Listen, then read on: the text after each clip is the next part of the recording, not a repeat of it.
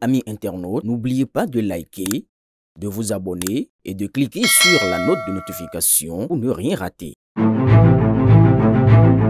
Votre futur commence ici. Terrain à vendre dans la cité Toli. Vous rêvez d'un cadre de vie alliant calme et prestige? Découvrez la cité Toli, une opportunité exclusive à Révi. Située à seulement 200 mètres d'une berge lagunaire, emplacement stratégique, proche du rond-point des Nous et des axes routiers, tout en préservant la tranquillité d'un cadre naturel unique. Ce domaine sécurisé vous offre sécurité et titre foncier global, infrastructures modernes, électricité, eau et réseau téléphonique. Que vous cherchiez à investir ou à construire votre futur foyer, la cité Toli est l'adresse qu'il vous faut. Contactez-nous pour visiter votre futur terrain. Faites le premier pas vers une vie sereine. Mesdames et messieurs, chers amis internautes de BLTV, bonjour et bienvenue sur votre télévision. Dans un monde où l'invisible influence souvent le visible, la question des forces occultes et la protection spirituelle reste au cœur des préoccupations, notamment en Afrique. Entre traditions ancestrales, croyances importées et expériences vécues, beaucoup s'interrogent. Comment distinguer le bien du mal? Existe-t-il des protections contre les attaques invisibles? Quel est le rôle du karma, du destin ou encore le voyage astral dans notre quotidien? Aujourd'hui, nous ouvrons un espace de parole, d'écoute et de vérité avec un spécialiste, un praticien et connaisseur des sciences spirituelles africaines pour mieux comprendre ce que les yeux ne voient pas, mais que les âmes ressentent. Pour en parler, nous recevons pour vous le docteur Ali Yeriman, spiritualiste de renom et auteur de plusieurs ouvrages que nous allons vous montrer ici. Avec lui, nous allons explorer avec respect le monde spirituel pour tenter de comprendre, ne serait-ce qu'un peu, comment fonctionne ce monde-là. Docteur, bonjour et merci d'avoir accepté notre invitation. Merci, monsieur le journaliste, et le plaisir est partagé.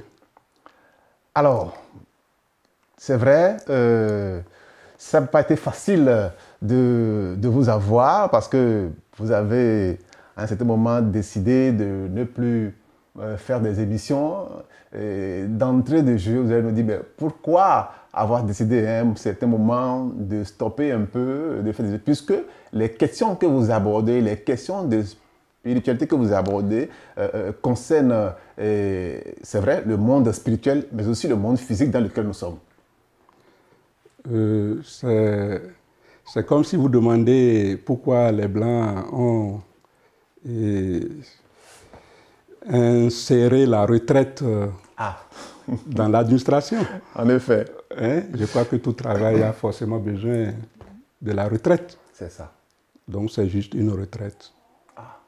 Une retraite, mais je pense que ce savoir donc, que vous détenez, beaucoup de personnes, je crois, en ont besoin. Je crois que c'est d'ailleurs le cas et que vous avez accepté de nous offrir, de nous donner un peu de votre temps pour que nous puissions, avec vous, explorer un peu le monde spirituel. Alors, de ce pas, alors, je m'en vais vous poser la première question. Alors, dites-nous, on dit le bien et le mal sont des notions relatives. D'un mal peut sortir un bien, comme d'un bien peut sortir un mal. Alors, comment, en tant que spirituel, concevez-vous ces deux forces-là que nous côtoyons au quotidien? Bon, en fait, le bien est tout simplement... Disons que le mal est tout simplement une absence du bien. C'est ça. Tout comme l'obscurité est une absence de lumière. De lumière, en effet. Oui. Donc, et le bien dont vous parlez et le mal sont deux phénomènes qui assurent l'équilibre de la nature. C'est ça. Oui, ce sont deux phénomènes qui assurent l'équilibre de la nature. Et nous sommes dans une vie où cohabitent les forces du bien et les forces du mal.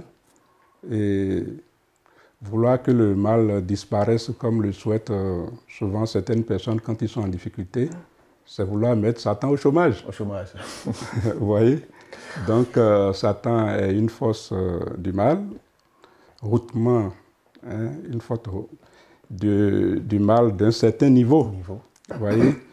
Certains le considèrent même comme étant le président d'un gouvernement qui ne sait faire que le mal et dont les différents ministres sont les gens de la sorcellerie. C'est ça. Vous voyez? Donc, vous allez constater que ces gens de la sorcellerie, parfois, quand ils veulent faire un mal et qu'ils ont affaire à quelqu'un qui est aussi un grand spiritualiste, vous voyez, ils sollicitent l'assistance de Satan. Ils vont même jusqu'à lui offrir un sacrifice pour qu'il puisse les soutenir dans ce combat qu'ils veulent mener contre ce monsieur qu'ils supposent être d'un certain niveau spirituel et qui ne sera pas facile à abattre. C'est ça. Vous voyez? Donc, le mal existe autant que le bien. Bon, même si, comme je l'ai dit tantôt, les gens considèrent le mal tout simplement comme une absence du bien. Mais les réalités sont là, le mal existe, beaucoup de gens vivent le mal, et le mal a détruit la vie déjà de beaucoup de gens. Et à travers ces forces du mal que nous appelons souvent des démons, vous voyez, ou bien des mauvais esprits, ou bien la sorcellerie. Donc tous ces éléments-là constituent des éléments qui apportent le mal dans la vie, dans la famille, dans beaucoup de milieux, vous voyez, donc dans la nature en général. C'est ça. Alors, au cours de votre développement, j'ai entendu 3 fois le mot sorcellerie. Parlons-en. Alors, est-ce que cette force qu'on appelle la sorcellerie est forcément une force du mal? Est-ce qu'elle ne peut pas être bénéfique? Et si c'est le cas, comment fonctionne ce pouvoir-là que certaines personnes détiennent et que parfois on attribue au mal? Ou bon, comme je l'ai demandé, est-ce que la sorcellerie ne peut pas être aussi positive? Merci, monsieur le journaliste. La sorcellerie est un pouvoir, tout simplement. La sorcellerie, c'est un pouvoir. J'ai entendu des gens dire que la télévision est une sorcellerie des Blancs. En effet. Vous voyez, quelqu'un qui parle de la France et on l'entend jusqu'au Bénin. Vous voyez, donc certains disent que la télévision est une sorcellerie des Blancs. Donc la sorcellerie est tout simplement un pouvoir. Quelqu'un qui arrive, par exemple, à guérir, je ne sais pas, un aveugle, quelqu'un qui est aveugle depuis 15 ans, 20 ans, c'est un sorcier. En effet. Ouais, c'est un pouvoir qu'il a utilisé pour le guérir. C'est ça. Ouais. Donc, quelqu'un qui réussit à attacher une grossesse qui arrive à libérer une femme dont on a attaché la grossesse depuis 1 an et demi, 2 ans, c'est un sorcier. C'est ça. Vous voyez, parce que c'est un pouvoir qu'il a utilisé. Donc la sorcellerie, c'est tout simplement un pouvoir. Mais ce pouvoir devient négatif tout simplement lorsqu'il est coloré. OK. Vous voyez? Alors, lorsqu'il est coloré... Lorsqu'on dit sorcellerie rouge, OK. quand on dit sorcellerie noire, quand on dit sorcellerie blanche, vous voyez, c'est un moment qui devient négatif. Parce que la sorcellerie rouge, c'est la catégorie de sorcellerie où la catégorie de sorcellerie dont les différents acteurs consomment par exemple le sang de leurs victimes. Vous voyez? Et c'est eux qui provoquent les accidents de circulation parce qu'ils ont envie de voir du sang, qui est également de couleur rouge. C'est ça. Vous voyez? C'est eux qui donnent les yeux rouges aux gens pour trouver les biens de la vie, pour trouver le travail, pour avoir un mari dans la vie, pour avoir une femme, pour avoir les biens de la vie. Vous les obtenez vraiment avec les yeux rouges. C'est eux. Okay. La sorcellerie noire, c'est la catégorie de sorcellerie qui consomme les boyaux de leurs victimes, les intestins, le foie, le cœur. Quand vous avez des problèmes avec ceux-là, on se plaint de maux de ventre très souvent. Vous voyez, on se plaint de maux de ventre. La blanche ne tue pas les gens, mais eux prennent les chances des enfants d'autrui pour leurs propres enfants. C'est rare de voir un menuisier, un maçon, vous voyez, ou c'est pas quelqu'un de bas rang social parmi ses enfants.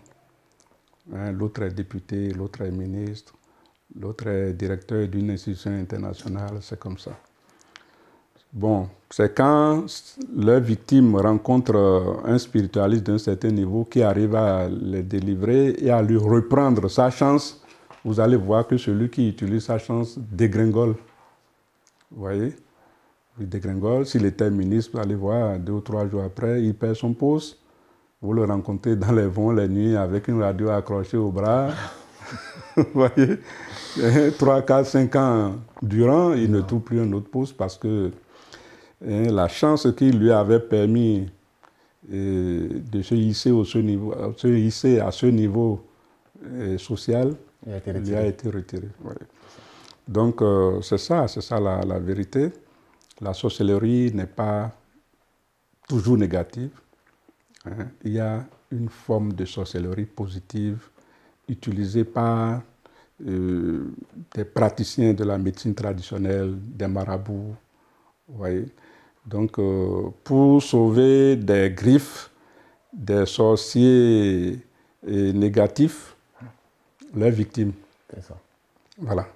Cette force qu'on appelle la sorcellerie, c'est-à-dire, je prends la mauvaise par exemple. Oui. Alors, est-ce qu'il est capable, d'accord, de retirer cette force-là à quelqu'un qui la possède ou, je prends un exemple parce qu'on entend parfois des enfants, on dit cet enfant-là, cette fille-là à la sorcellerie ou bien ce garçon à la sorcellerie, est-ce qu'il est possible de pouvoir retirer cette force-là à cet enfant-là? Bien sûr. Il y a eu beaucoup de cas de personnes à qui la sorcellerie a été retirée. C'est ça. Bon, seulement que celui qui va faire cette opération devra être quelqu'un qui s'y connaît. Lui-même. Voilà, il doit être quelqu'un vraiment qui est très préparé à ce genre d'opération-là, non seulement pour la réussite de l'opération, mais pour résister aux représailles que cela pourrait causer. Vous voyez, parce que quand on dit sorcellerie, ce n'est pas une seule personne. Un seul arbre ne fait pas la forêt. Vous voyez, quand on dit forêt, cela suppose la présence de beaucoup d'arbres. Donc, quand vous allez délivrer quelqu'un de la sorcellerie et qu'il sera absent en conseil des ministres la nuit, si vous me permettez de m'exprimer ainsi, vous voyez, quand il ne sera pas en réunion la nuit, mais ses collègues n'ont pas dit, bon, c'est Dieu qui a voulu qu'il ne soit pas en réunion. Ils vont chercher à connaître les raisons. Et quand on va découvrir que c'est telle personne qui l'a empêché de venir en réunion, et il est possible qu'on s'attaque à cet individu indélicat qui a osé foutre son nez là où il ne fallait pas. Il ne fallait pas, hein. Bien, docteur. Alors, je suis tenté de vous poser encore une autre question en ce qui concerne la sorcellerie. Alors, cette force-là, comment est-ce qu'elle se transmet? Est-ce que c'est un truc qui est inné ou on peut la transmettre à quelqu'un facilement? Ou parce que parfois on entend, on a remis à tel enfant, on lui a donné la sorcellerie. Alors, cette force-là, comment est-ce qu'elle se transmet? Merci, monsieur le journaliste. La sorcellerie, il y a plusieurs catégories de sorcellerie. Oui. Il y a une variété qui est innée, qu'on appelle les émérés. Quand vous entendez parler de éméré, ça veut dire que ce n'est pas quelqu'un qui lui a donné la sorcellerie sur la terre. Ça. Il est né avec. Il a peut-être une mère ou un père qui sont de la sorcellerie. Et la maman est de la sorcellerie, le père est un chasseur d'un certain niveau. Toutes ces puissances que chacun d'eux a ingurgitées, vous voyez, peut avoir une influence sur la personnalité de l'enfant qui va naître. Vous voyez? Et les gens disent souvent que sur la terre, il n'y a aucun sorcier qui peut se mesurer à un sorcier né. Vous voyez? À quelqu'un en qui la sorcellerie est innée. Vous voyez? Donc, voilà la première catégorie. Maintenant, la deuxième catégorie, c'est la catégorie des gens à qui cela a été transmis sur la terre ici. C'est ça. Cette transmission se faisait, j'allais dire, parce qu'aujourd'hui, bon, ça a un peu changé. Cette catégorie, cette deuxième catégorie de sorcellerie se transmet sur la base c'est-à-dire, il y a des conditions que le nouvel adhérent doit vraiment remplir pour y adhérer. Et en particulier les conditions de discrétion. C'est ça. Vous voyez, les conditions de discrétion. Lorsque on fait entrer l'intéressé dans cette communauté, on lui fait consommer un produit, bon, que je ne vais pas nommer ici, on lui fait consommer un produit et il prend, disons, un engagement de ne jamais dévoiler tout ce qui se fera au sein de la communauté à l'extérieur. Et que le jour qu'il le ferait, que la terre l'avale. Un serment, hein? Donc, c'est pourquoi vous allez constater que quand un sorcier attaque quelqu'un qui est plus fort que lui et qu'elle commence par dire « c'est moi qui ai tué, c'est moi qui ai tué ça, c'est nous qui avons fait ça », elle finit par mourir. C'est rare qu'une sorcière finisse de dévoiler tout ce qui a été fait à la présidence là-bas et que ce sorcier continue de vivre entre griffes, à la présidence entre griffes. Effectivement. Voyez, au lieu de la sorcellerie, j'allais dire, quoi. Vous voyez. Donc, parce que là-bas, il y a un président, il y a des ministres, c'est comme le gouvernement ordinaire, c'est comme ça chez eux aussi la nuit. Oui. Vous voyez. Donc, c'est rare que vous voyez quelqu'un finir de dire c'est moi qui ai tué ici, c'est moi qui ai tué ça et continue de vivre. C'est rare. Vous voyez, parce que là, elle a violé un pacte qu'ils ont signé de ne jamais dévoiler ce qui se fait au sein de cette communauté. En effet. Donc,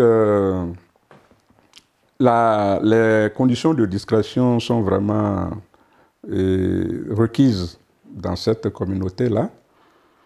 Et je vous prends un exemple d'une dame qui allait mourir et qui appelle ses 3 enfants pour dire, bon, écoutez, toi, si tu devrais vraiment hériter de ma calebasse de sorcellerie, qu'est-ce que tu en ferais? Et l'autre dit, bon, moi, si j'ai ce pouvoir-là, je vais tuer tous ceux qui vont se mettre au travers de ma route. Et la dame dit, c'est très bien. Et toi, qu'est-ce que tu en ferais si c'était toi qui héritais de cette calebasse? Celle-là dit, vraiment, le jour que je vais me fâcher, je vais soulever la terre et je vais la faire tomber et la terre va voler en éclats. Et la dame dit, mais écoutez, et toi, mais tu seras où? Voilà. Hein? Ça veut dire que tu vas disparaître avec la terre qui volera en éclats. Alors, et toi, ma fille? Et celle-là dit, bon, si moi, j'hérite de cette calebasse de sorcellerie, et le jour que j'aurai des problèmes avec quelqu'un, je vais attendre quand l'intéressé aura des problèmes avec une autre personne et que l'autre sera en train de le menacer pour dire, sera en train de la menacer, j'allais dire, pour dire, bon, tu vas voir, tu ne me connais pas, c'est maintenant que tu vas me connaître. C'est en ce moment qu'elle va rentrer dans la danse. Voilà. Donc, pour se venger. Maintenant, quand l'intéressé aura des problèmes, les gens ne vont pas la soupçonner. Ils vont dire non, c'est telle personne qui l'avait menacée hier ou avant-hier, alors Exactement. que c'est elle. Vous voyez? Et l'autre chose, c'est que quand 2 amoureux vont se retrouver pour signer un pacte, pour dire bon, le jour que je vais te trahir, que telle chose m'arrive, ou bien le jour des initiés vont se réunir pour dire bon, quiconque ira raconter ailleurs tout ce que nous allons dire ici, que telle chose lui arrive, moi je vais mettre mon cachet dessus pour que quiconque va trahir l'autre paye les frais et comme ça, et les faux types allaient disparaître. Vous voyez, de la surface de la terre. C'est ça. Vous voyez, donc, et la maman a dit vraiment, c'est toi qui mérites d'hériter de cette calebasse de sorcellerie-là. Vous voyez. Donc, c'est comme ça que ça se faisait. Ce n'est pas comme aujourd'hui où la sorcellerie est déposée dans les biscuits, dans le cadre des anniversaires des enfants à l'école. Et tous ces enfants qui ont mangé ça se retrouvent en réunion la nuit dans le cadre des recrutements, des grands recrutements. Vous voyez? Ou bien des bouchers qui ont fini de tuer un bœuf et le sorcier qui est chargé des recrutements, il est à quelques mètres des ventes de viande là et qui transforme les viandes là en chair humaine. Et tous ceux qui vont acheter la viande ce jour-là vont se retrouver en réunion la nuit dans le cadre des recrutements. Vous voyez?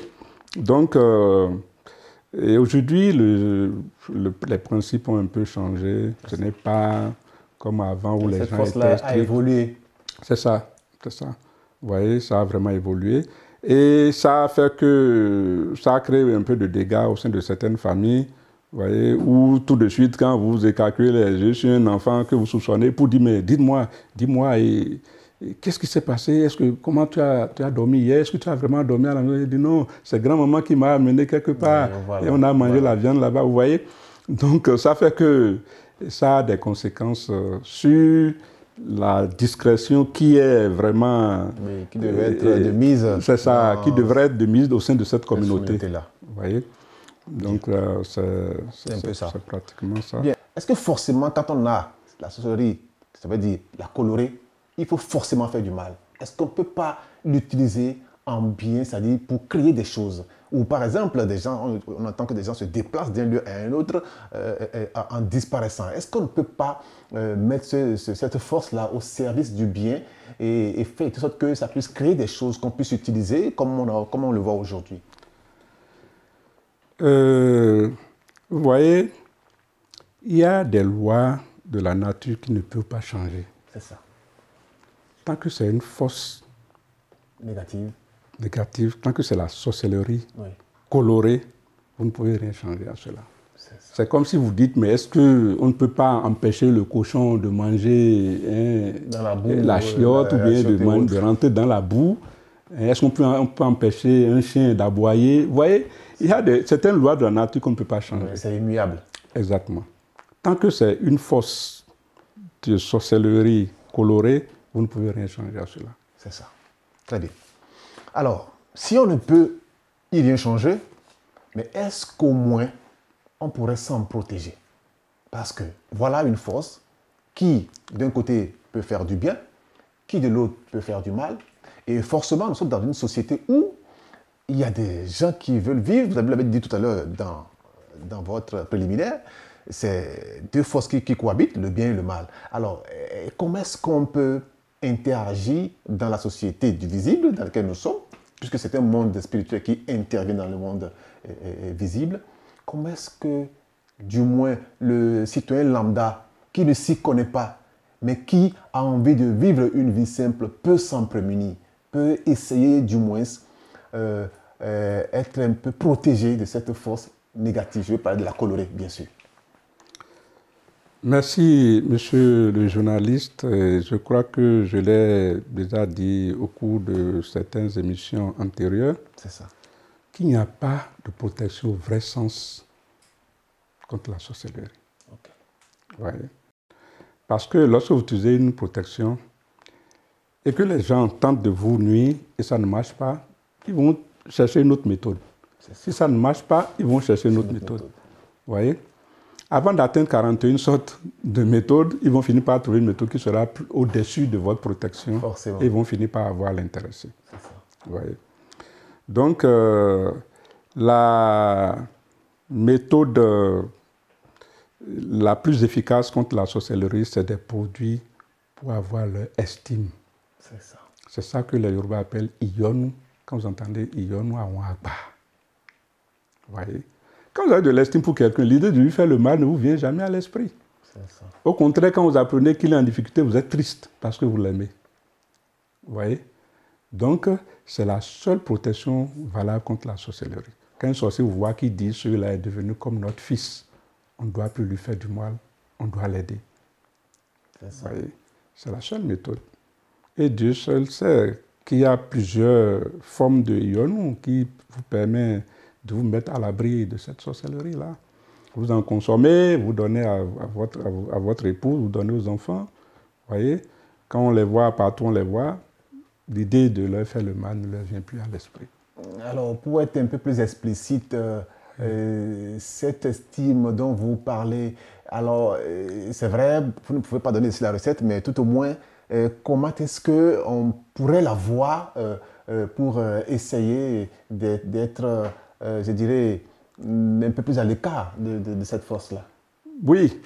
Et parmi ces produits d'estime-là, il y a une catégorie qui est supposée être la catégorie supérieure, qui est préparée avec des éléments que les sorciers eux-mêmes utilisent. C'est ça. Vous voyez? Et quand ils vous voient, c'est l'élément qu'ils voient en vous. Okay. Imaginez un genre de produit d'estime que vous préparez avec des hiboux, par exemple. Et quand on voit le hibou en vous, on dit, mais celui-là, il est devenu comme notre fils. On ne doit plus lui faire du mal, on doit l'aider à aller de l'avant dans la vie. C'est ça. Bon, vous voyez que ça là, c'est encore mieux que quelqu'un qui va utiliser une protection d'un certain niveau. Et cette protection-là, quand le mal vient, ça n'arrive pas chez lui. Quand le bien aussi vient, ça bloque le bien qui vient chez lui et devient tout malheureux. C'est ça. Vous voyez? Alors que le produit d'estime que vous avez utilisé, qui a pu agir sur les sorciers malgré leur force, ce n'est pas sur vos collègues qui n'ont rien dans le corps que ça ne va pas agir. C'est vrai. Tous ceux qui disaient, à part d'aujourd'hui, lui et moi, c'est fini, on ne peut plus travailler ensemble, on ne peut plus se saluer, vous voyez, ils vont commencer par vous appeler. Pour dire, mais ce que j'avais dit là, je blaguais. Tu as pris ça au sérieux? Vous voyez? Donc, c'est des produits par lesquels on peut vraiment rester à l'abri de la sorcellerie toute sa vie, hein, mais à condition que de temps en temps, on le renouvelle. Oui. Qu'on le renouvelle. C'est ça, comme tout bon produit. C'est ça, tout à fait. Oui. Tout à fait. Très bien, merci pour cette clarification. Maintenant, comme vous le savez, aujourd'hui, nous sommes, en plus des forces spirituelles africaines, nous avons je dirais, les églises, il y a l'islam aujourd'hui, il y a ce qu'on appelle la foi. Alors, est-ce que la foi, quand je prends un chrétien qui dit avoir la foi, est-ce que la foi seule suffit à protéger une personne ou faut-il, comment dirais-je, intégrer ce monde spirituel dont vous venez de parler pour pouvoir avoir cette estime, c'est-à-dire, je dis estime, pour être protégé un peu contre ces forces occultes-là? Bon, et la foi, vous me faites rire en parlant de foi. Forcément. Combien de personnes ont réellement la foi aujourd'hui? C'est ça. Vous voyez, beaucoup de gens vont à l'église ou à la mosquée parce qu'ils ont hérité de cette religion. Pendant toute leur enfance, ils ont été en compagnie de leur père ou de leur mère à l'église ou à la mosquée et ils ont grandi dans cette ambiance, mais ils ne vont pas à la mosquée ou à l'église parfois. Vous voyez? Mais juste par habitude. Par habitude, parce que mon père y va, parce voilà, que je suis né là-dedans. J'ai grandi dedans. Bon, c'est ça. D'autres vont même, vous voyez, en cravate, en veste pour se faire voir pendant qu'on est en train de prier. Lui se lève pour ajuster sa cravate parce qu'il veut qu'on voit qu'il est vraiment beau, bien habillé aujourd'hui. Exactement. Vous voyez? Est-ce que c'est ça la foi? Vraiment pas du tout, je ne pense pas. Vous voyez? Donc, la foi, au vrai sens du mot, on la trouve aujourd'hui où? Oui. On la trouve aujourd'hui où? Combien de personnes ont réellement la foi aujourd'hui? Alors que Jésus a dit, avec la foi, vous pouvez demander à une montagne de se déplacer, elle le fera. Elle le fera. Vous voyez? Parce que votre question revient à me demander si avec la prière, on peut vaincre la sorcellerie. Bon, en effet. Vous avez compris là où je voulais en venir. Exactement. Je crois que la religion, la prière est, comme on le dit, la solution à tous les problèmes. C'est ça. Ça, personne ne peut vraiment contredire cette conception-là, selon laquelle la prière est la solution à tous les problèmes. Mais pour que votre prière soit exaucée, il y a des conditions. C'est ça. Ésaïe 52, verset 2-3 dit « Ma main n'est pas trop courte pour vous sauver, ni mes oreilles trop dures pour vous entendre, mais ce sont vos péchés qui vous éloignent de moi. » Vous croyez que quelqu'un qui est loin de Dieu, qui est la source de vie, est sûr de voir sa prière exaucée? Pas vraiment. Vous voyez? Pas vraiment. Quelqu'un qui est en plein dans les péchés, quand l'autre est malade, c'est lui. Quand les affaires de l'autre périclitent, c'est lui. Vous voyez? Comment vous voulez que celui-là, sa prière soit exaucée lorsqu'il est confronté lui-même à des problèmes de sorcellerie? Ce n'est pas évident. Vous voyez? Donc, la première chose, c'est que quelqu'un qui veut voir vraiment sa prière exaucée, qui veut vraiment vaincre la sorcellerie par la prière, doit commencer par avoir lui-même un certain niveau de sainteté pour être proche de Dieu. Ça, c'est la première chose. La deuxième chose, c'est qu'entre la prière et les forces du mal, il y a une équivalence. Vous voyez, il y a une équivalence. Quand Dieu avait créé la terre, quand il a créé les cieux, la terre, tout ça là, il a pris un certain nombre de pouvoirs qu'il a donnés aux prophètes. Et ça fait leur supériorité sur des gens ordinaires. Il a pris un certain nombre de pouvoirs qu'il a donnés aux anges. vous voyez, au génie, il a versé une partie dans la Bible, il a versé une partie dans le Coran. Et après, il s'est dit, mais écoutez, ceux qui ne sont ni anges, ni prophètes, qui ne peuvent ni lire ni le Coran, ni la Bible, comment ceux-là peuvent bénéficier de ma bonté sans dire que je suis un Dieu injuste? C'est ça. Il a versé le reste dans la brousse, sur les feuilles et les racines.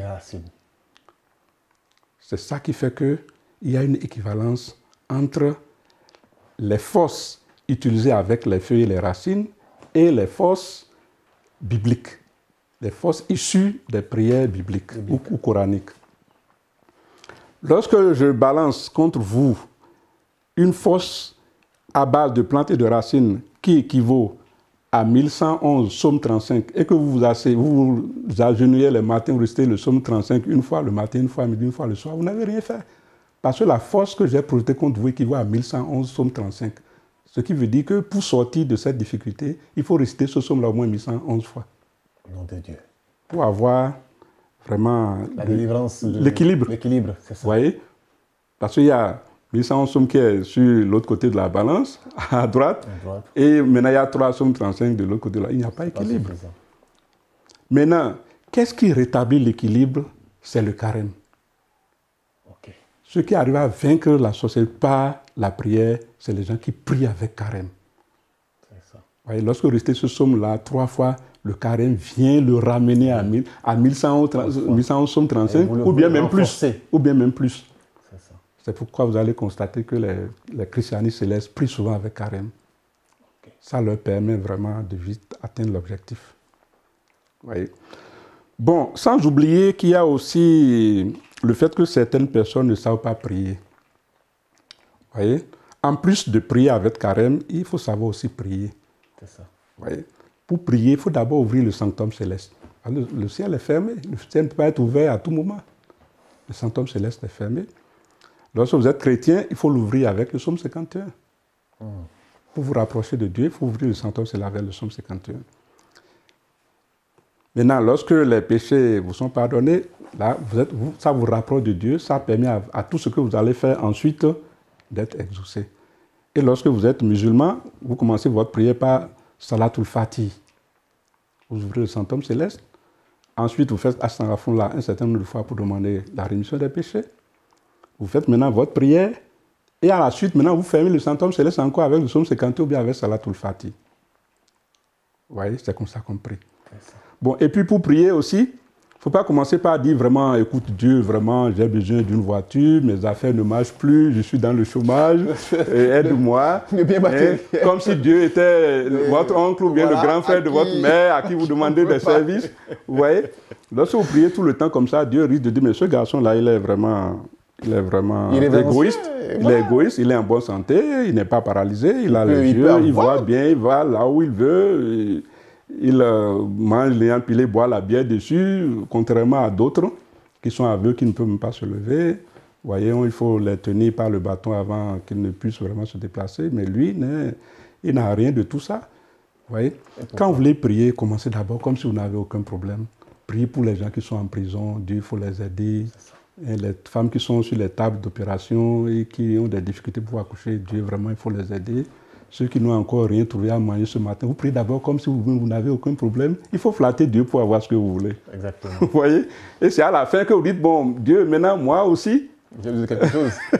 Vous voyez? J'ai telle difficulté. Vous voyez? Donc, il y a un certain nombre vraiment de conditions qu'il faut remplir pour que votre prière soit exaucée. Voyez? En dehors de la condition de sainteté, de prière, il y a aussi de petites conditions qu'il faut remplir pour que vraiment votre prière soit exaucée. Et cette prière-là doit être de façon continue. Vous voyez, doit être vraiment continue. Ce n'est pas le fait d'aller à l'église les dimanches, non, ça ne suffit pas encore pour vaincre la sorcellerie. Vous voyez, donc je ne sais pas si j'ai pu vous satisfaire par rapport à cette question-là. Je crois que oui. Là, une question toujours concernant cet aspect-là que je voulais évoquer. Alors, on a parlé comment dirais-je, de la foi islamique, de la foi chrétienne. Mais dans le même temps aussi, il y a la spiritualité, la foi africaine, je vais dire, ou la pratique africaine. Il y a certaines personnes qui aussi s'accrochent aux ancêtres. Pour Oui. dire, les ancêtres sont capables de les protéger. Alors, est-ce que les ancêtres sont capables de vous protéger contre le mal? C'est-à-dire en dehors de la foi, comme vous venez de l'expliquer, Oui. en dehors des feuilles, comme vous l'avez dit tout à l'heure, en Bien dehors sûr. de tous les autres forces. Est-ce que la croyance aux ancêtres peut vous protéger contre les forces du mal? Bon, je crois que je ne croyais pas beaucoup à cette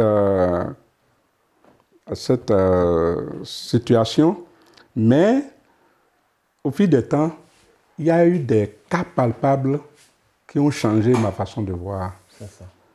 Et l'exemple le plus frappant, c'est le cas d'une de mes clientes qui actuellement est à Londres.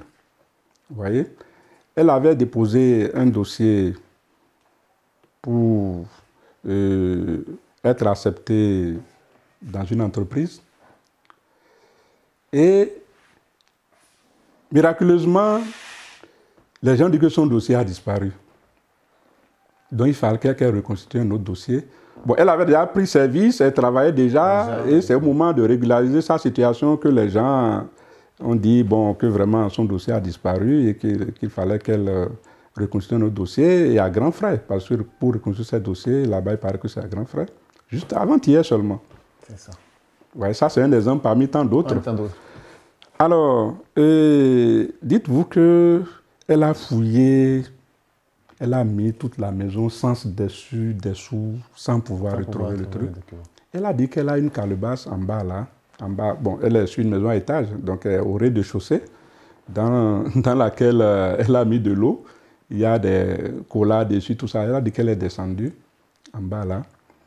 Et qu'elle a pris l'eau, elle a fait 3 libations, elle a continué à parler à ses parents pour dire, bon, vous savez où je suis, je n'ai personne, et les quelques offrandes que vous faites, c'est grâce à mon travail là. Si je ne retrouve pas ce dossier là et que on me renvoie, ça veut dire que je n'aurai plus la possibilité de vous faire des offrandes et d'aider mes frères et sœurs comme je le fais. Et je sais que vous êtes vraiment content de me voir quand même aider les enfants que vous avez laissés depuis votre départ. Elle a parlé... Vous voyez? À travers les libations. Tout à fait. Maintenant, elle a dit qu'elle est montée bon, au premier étage, elle était là. Et elle avait des classeurs. Elle a dit qu'elle ne sait pas bizarrement son idée d'aller sur le classeur numéro 7. Mais c'est quoi le classeur numéro 7? Pourquoi? Vous savez, elle est allée pour le classeur, elle a retrouvé le dossier là-dedans. C'est pas possible. Je vous jure. Avant-hier seulement, elle me racontait ça. Waouh. Vous voyez? Ça c'est la première chose.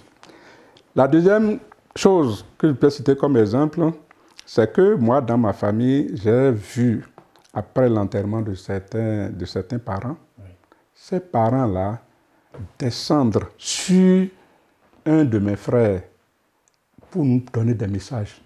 C'est ça. Pour dire, dites à telle personne de faire ci, de faire ça, dites à telle de faire ci, de faire ça, dites à ci, de faire ça, de faire ça. Telle personne qui est malade là, dites-lui de chercher telle chose, de chercher telle chose. Et de l'utiliser de telle façon, il va guérir. Et les gens ont suivi les indications et l'intéressé est guéri. Vous voyez. Donc, comme je vous le disais, c'est des exemples parmi tant d'autres. Des expériences là, que vous avez vécues ou que vous avez côtoyées. Exactement. Bon. L'autre exemple, c'est un cas qui est très proche de moi. Un beau-frère qui est décédé parce que leur mère avait perdu 9 enfants. 9 enfants étaient décédés parmi ses enfants. Et lui, il est allé se réveiller au Nigeria. Il s'est marié là-bas. Et un jour, il a amené sa femme et les enfants pour dire, allons-y saluer ton beau-père. Ils sont arrivés à quelques mètres de la maison. Et il a dit, bon, je vais saluer mon oncle là. C'est la maison, ça continue, je vous reviens tout à l'heure. Et dites que vous êtes avec moi. Alors qu'il était décédé il y a près de 5 ou 6 ans. Un mort qui s'est réincarné. Ça, c'est quelque chose qui est très proche, quelqu'un qui est très proche de moi. Parce que ses soeurs avaient même décidé d'aller voir la maison qu'il a construite là-bas. C'était même lui l'imam là-bas, il paraît. Wow.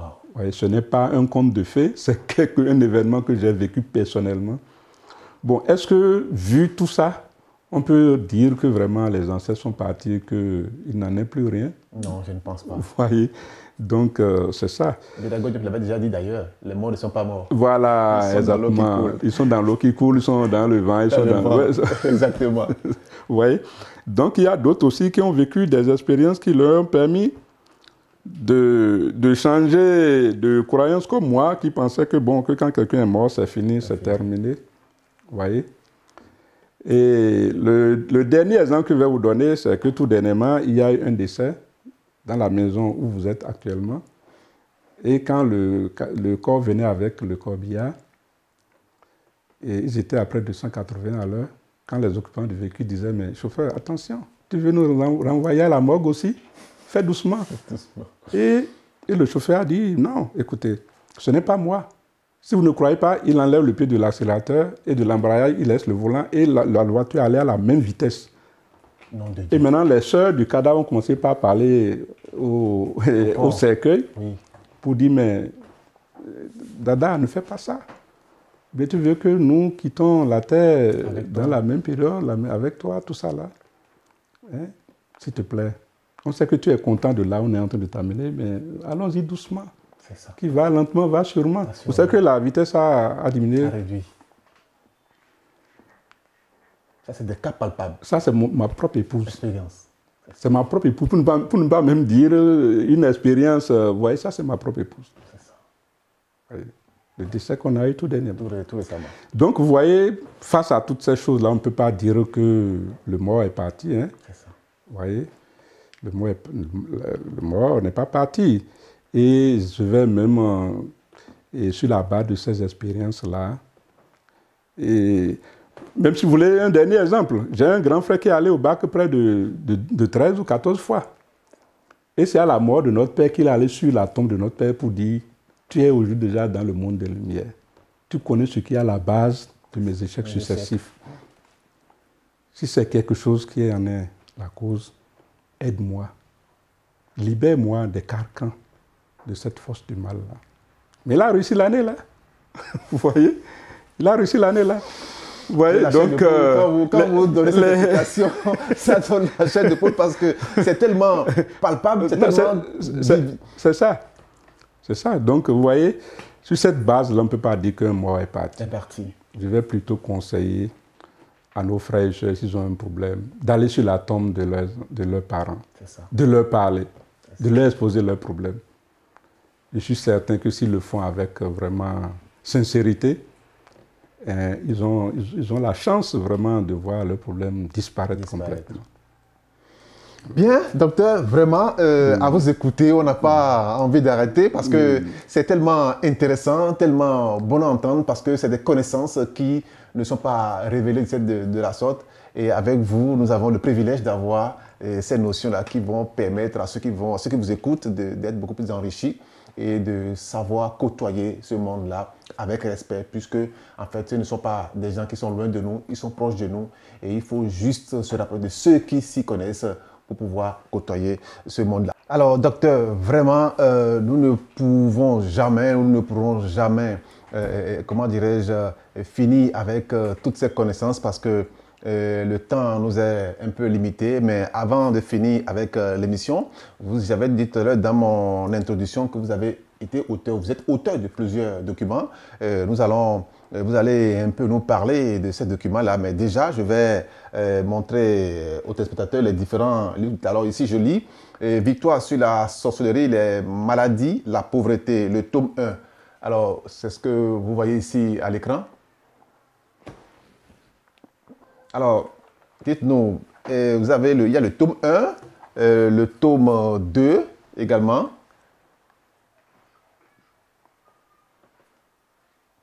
Et le tome 3.